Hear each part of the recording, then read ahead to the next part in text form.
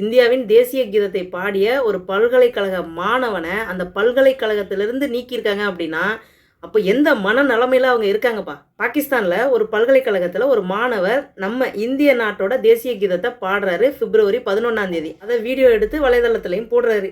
அது ரொம்ப பெரிய வைரலானதுனால ஒரு 2 நாள் கேப்பு பிப்ரவரி 13 அந்த மாணவனை பல்கலைக்கழகம் கூப்பிட்டு வெளியில் போயிடுப்பா அப்படின்னு சொல்லி அனுப்புகிறாங்க. அந்த மாணவனோட இன்னொரு 2-3 பேரை சேர்த்தாப்புல வெளியில் அனுப்புகிறாங்க. அப்படிங்கிற விஷயத்தை கேட்டதோட எனக்கு ரொம்ப பெரிய ஷாக்குங்க. ஒரு மாணவன் எந்த நாட்டு தேசிய கீதத்தை பாடினா தான் என்ன? அவர் மாணவருங்க, அவரை பாராட்டணுமா இல்லை இந்த மாதிரி வேலையை செய்யணுமா? ஸோ ரொம்ப சங்கடமாக இருந்தது.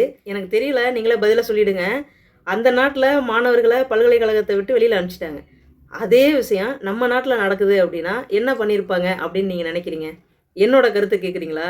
நீங்கள் சொல்லுங்கள், அதுக்கப்புறம் நான் சொல்கிறேன். இப்படி தான் என்னை எல்லாத்துலேயும் மாட்டி மாட்டி விட்டுறீங்க. மீண்டும் அடுத்த ஒரு நல்ல பதிவில் உங்களை நான் சந்திக்கிறேங்க. நன்றி.